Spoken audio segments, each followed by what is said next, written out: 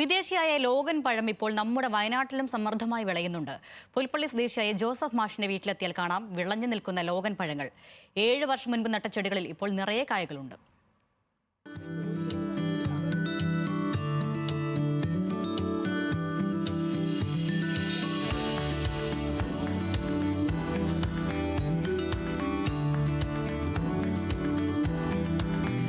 വിദേശിയായ Logan കണ്ടാൽ ചെറിയ cherry പോലുള്ളൊരു പഴമാണ്. പുറംതോട് പൊളിച്ചാൽ കിട്ടുന്നത് മാംസളമായ ഫലം. കണ്ടാൽ റംബുട്ടാൻ പോലെ ഇരിക്കും. കരിക്കിന്റെയും സാമ്യമുള്ള രുചി, മാമ്പഴത്തിൻ്റെതുപോലെ നല്ല മധുരവും. വയനാട് പുൽപ്പള്ളി സ്വദേശി ജോസഫ് മാഷിന്റെ തോട്ടത്തിൽ ലോഗൻ പഴങ്ങൾ സമൃദ്ധമായി വിളഞ്ഞു നിൽക്കുകയാണ്. ഒരു യാത്രക്കിടെ കൊടൈക്കനാലിൽ നിന്നാണ് ജോസഫ് മാഷ് ഈ ചെടി കൊണ്ടുവന്നത്.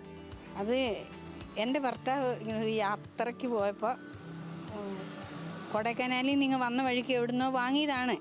അപ്പോൾ ഇപ്പം എനിക്ക് സ്ഥലമൊന്നും ഞാൻ ഓർക്കുന്നില്ല. അത് ഇവിടെ തിന്നപ്പം നല്ലതാണല്ലോ എന്ന് കരുതി കൊണ്ടുവന്ന് പാകി മുളപ്പിച്ച് നട്ടു. 6-7 വർഷമായി. അപ്പോൾ ഇപ്പോഴാണ് ഇത്രയും നന്നായി കായ്ക്കുന്നത്. കഴിഞ്ഞ വർഷം കുറച്ച് കായ്ച്ചു. അല്ലെങ്കിൽ നമ്മളെ സംബന്ധിച്ച് നല്ല രുചിയുണ്ട്, മധുരമുണ്ട്, പിള്ളേർക്കൊക്കെ ഇഷ്ടമാണ്. സാധാരണ സമുദ്രനിരപ്പിൽ നിന്ന് 1500 അടി ഉയരമുള്ള സ്ഥലങ്ങളിലാണ് ലോഗൻ വളരുന്നത്. വാണിജ്യാടിസ്ഥാനത്തിൽ തായ്ലൻഡിലാണ് കൂടുതലായി ഉൽപ്പാദിപ്പിക്കുന്നത്. മുന്തിരിക്കുല പോലെ കുല നിറയെ പഴങ്ങളായിരിക്കും. മൂപ്പെത്തുമ്പോൾ പുറം തോടിന് ഇളം മഞ്ഞ നിറമാകും.